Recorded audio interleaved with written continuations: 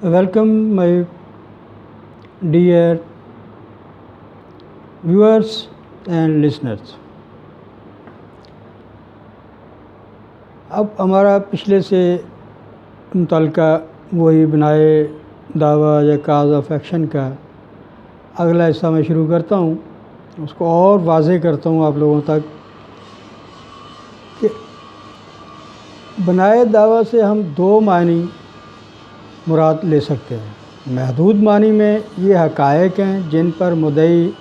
दावा का इन्हिसार करता है या दावे का इन्हिसार है, और वसी मानों में इससे मुराद दावा के तमाम ज़रूरी मंदरजात हैं। अगर मुद्दई दावा में बनाए दावा का ज़िक्र ना करे, यानी काज ऑफ एक्शन वो ना लिखे, वजह अनाद क्या है वो ना लिखे, तो उसका दावा नाकाबिल पेशरफ्त ठहरेगा। अगरचे वो बनाए दावा के साथ नया दावा दायर कर सकता है, इन उसके साथ एक एनेक्सर के तौर पे एक और एनेक्स कर सकता है, लिख सकता है, दायर कर सकता है। बनाए दावा की कानूनी अहमियत और हैसियत का अंदाज़ा आप इन फैसला जात से ले सकते हैं कि where the plaint does not disclose any cause of action it has to be rejected. ऐसे दावे को खारिज होना होगा जिसमें बनाए दावा का ज़िक्र ना हो। कोई बुनियाद तो है ना, कोई चीज़ तो है ना जिस पे हम अपने हक़ का इज़हार कर रहे हैं, अपने दावे का इज़हार कर रहे हैं, इंसार कर रहे हैं कि हमारा ये दावा है, ये काज ऑफ एक्शन है, ये वजह अनाद है, ये वजह है, इस वजह से हमने केस किया है। एक और जगह पे 1981 CLC सफ़ा 1009 उसमें भी ये है कि where the plaint does not disclose a cause of action the plaint should be rejected. जहाँ दावा बनाए दावा के बगैर होगा, दावा खारिज हो जाएगा। इस तरह P1973 सफ़ा 572 पे भी यही तहरीर है। Where the plaint prima facie disclose a cause of action but a plaintiff is unable to establish it on trial, the suit should be dismissed। जहाँ बज़ाहिर दावा में बनाए दावा मौजूद हो लेकिन दौरान समाअत मुद्दई ऐसे बनाए दावा को साबित ना कर सके तो दावा खारिज होना चाहिए। पहले भी ज़िक्र हुआ है कि मुद्दई एक से ज़ायद बनाए दावा कर सकता है, ले सकता है जो मुख्तलिफ़ दावों से मुख्तलिफ हों। ऐसी सूरत में मुद्दई अदालत से मुख्तलिफ और अलग-अलग दावों और अलग-अलग बनाए हुए दावा पर दाद रसीद तलब कर सकता है। शर्त ये है, उसमें शर्त क्या है कि शर्त ये है कि ऐसे बनाए हुए दावा और दावों को अलग अलग बयान करना होगा।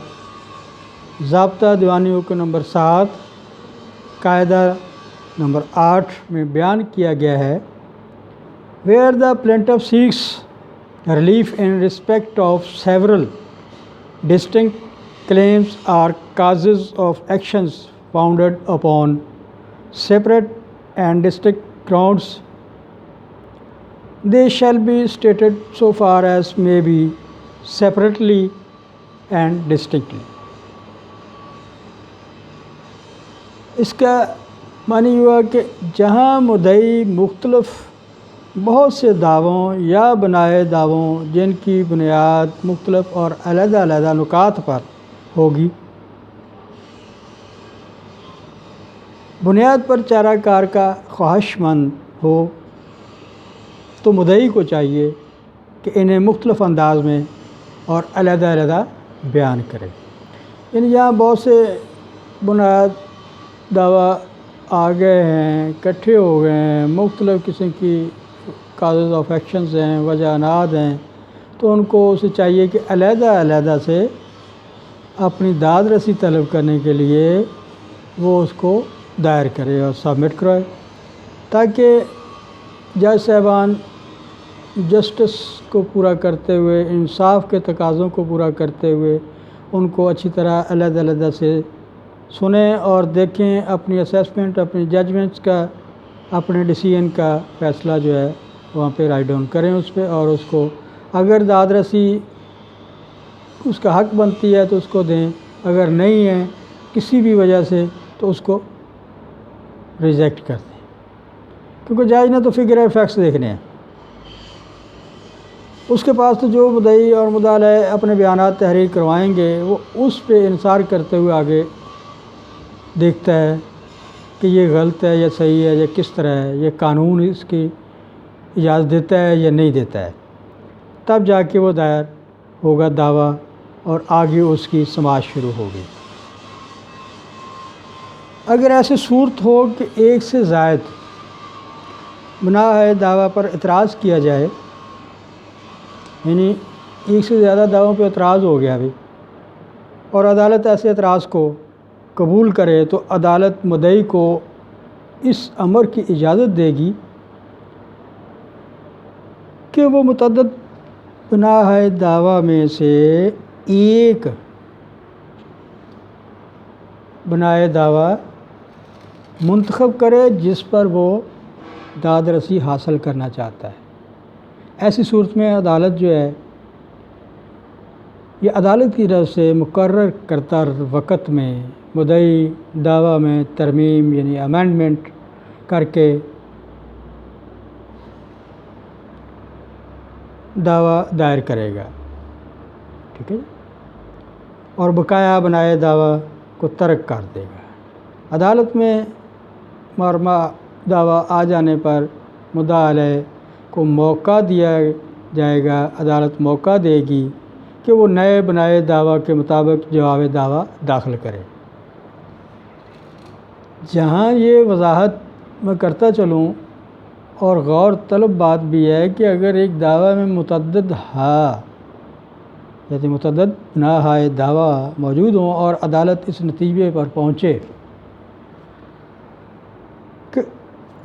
ان کو ایک ساتھ ہی سماعت کیا جائے گا، بجائے اس کے کہ وہ بغرض سہولت ایسا کرے، بہرحال اس بارے میں عدالت مناسب حکم صادر کر سکتی ہے۔ مدرجہ بالا بحث ہے جو ہم نے بحث اب تک کی ہے وجہانات پہ، کاز آف ایکشن پہ، تو اس سے یہی حقیقت واضح ہوتی ہے کہ دعویٰ کا انحصار دار و مدار بناء دعویٰ پر ہی ہوتا ہے۔ بنیاد کیا ہے دعوے کی؟ اصل بنیاد پہ، یعنی کہ بنیاد پہ ساری آگے فاؤنڈیشن ہوگی، آگے سارا سلسلہ چلے گا، آگے ساری کاروائیاں ہوں گی، عدالت اس کو سنیں گی، جج صاحبان اس کو سنیں گے، دیکھیں گے، شہادتیں اور گواہیاں جس کو بھی جو بھی پروسیڈنگز ہوتی ہیں، سماعت ہوتی ہے، وہ ساری کی ساری آگے ڈیپینڈ کرتی ہے، انحصار کرتی ہے کس پہ؟ کاز آف ایکشن یا بناء دعویٰ یا دعویٰ کی بنیاد پہ۔ تو اس لیے بناء دعویٰ جس قدر قائم ہوگی، مضبوط ہوگی، مدعی کا دعویٰ اسی قدر قائم اور مضبوط ہوگا، اور اگر بناء دعویٰ موجود نہ ہو یا انتہائی غیر واضح انداز میں ہو تو اس سے مدعا علیہ براہ راست فائدہ حاصل کر سکتا ہے، یعنی ڈیفینڈنٹ کو اس سے فائدہ حاصل ہو جائے گا، اس کی فیور میں چلا جائے گا، کیونکہ مدعی نے تو اس میں بناء دعویٰ کو کلیئر واضح نہیں لکھا، گول مول کر کے اس میں لکھ دیا، اس نے غیر مبہم لکھ دیا، تو اس کا فائدہ کس کو پہنچے گا؟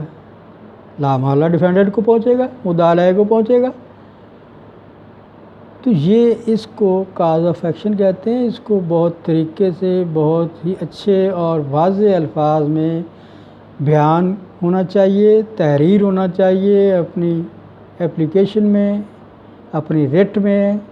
جو آپ نے عدالت میں جمع کروانا۔ Thank you very much. اللہ حافظ۔